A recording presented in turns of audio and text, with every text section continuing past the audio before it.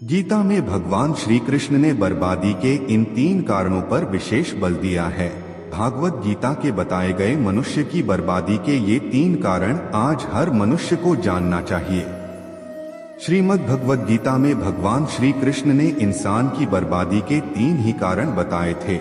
मनुष्य की बर्बादी के ये कारण आज भी की सटीक है। कहते हैं कि मनुष्य यदि अपनी बर्बादी के कारण को जान जाए तो वह अपने जीवन को सुखमय बना सकता है।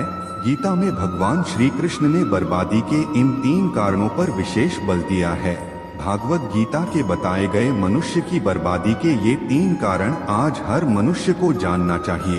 यह कोई मैं नहीं बता रहा, बल्कि गीता में ऐसा वर्णन मिलता है। क्या आप जानते हैं कि मनुष्य की बर्बादी के 3 कारण कौन कौन से हैं? यदि नहीं तो आगे हम इसे एक कहानी के आधार पर जानते हैं। प्राचीन काल में एक शाही परिवार में एक लड़के का जन्म हुआ। कम उम्र में ही शाही ठाठ से दूर गुरुकुल में भेज दिया था।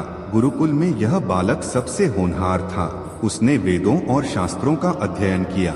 गुरुकुल में अभी उसकी शिक्षा समाप्त भी नहीं हुई थी कि उसके माता पिता और सभी भाई बहन प्राकृतिक आपदा में मारे गए। शिक्षा समाप्त करने के बाद इस बालक ने प्रण लिए कि उसका सारा जीवन लोगों की भलाई में ही बीतेगा। अब इस सन्यासी ने अपनी सारी महत्वाकांक्षा त्याग दी। वह सांसारिक वस्तुओं को छोड़कर हिमालय की जंगलों में चला गया। उसने लंबे समय तक तपस्या की। धीरे धीरे इस सन्यासी की चर्चा सभी जगह होने लगी। उस राज्य का राजा बहुत ही क्रूर व्यक्ति था। राजा ने सन्यासी से भेंट करने की ठानी, जिसके बाद राजा उस सन्यासी से इतना प्रभावित हुआ कि उसने अच्छाई की राह पर चलने की ठान ली।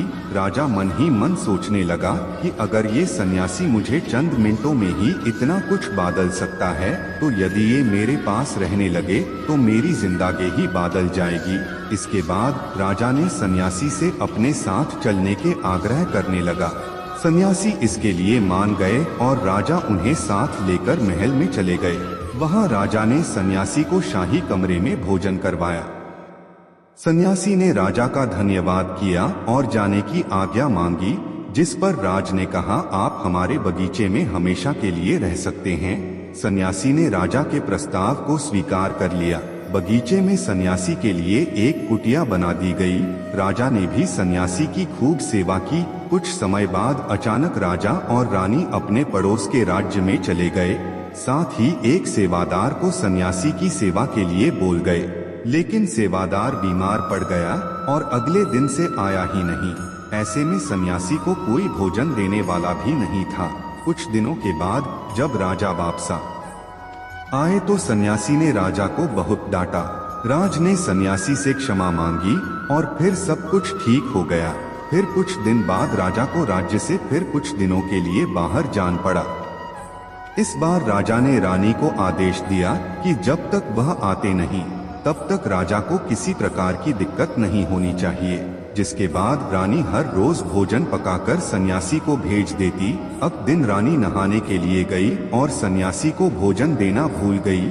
जब भोजन नहीं आए तो सन्यासी सोच में पड़ गया कि और वह खुद महल में जाकर देखा। सन्यासी की नजर रानी पर पड़ी। उसने रानी के अद्भुत रूप को देखकर चकित हो गया। सन्यासी रानी की सुंदरता को भुला न सका और उसने खाना पीना छोड़कर अपनी कुटिया में पड़ा रहा।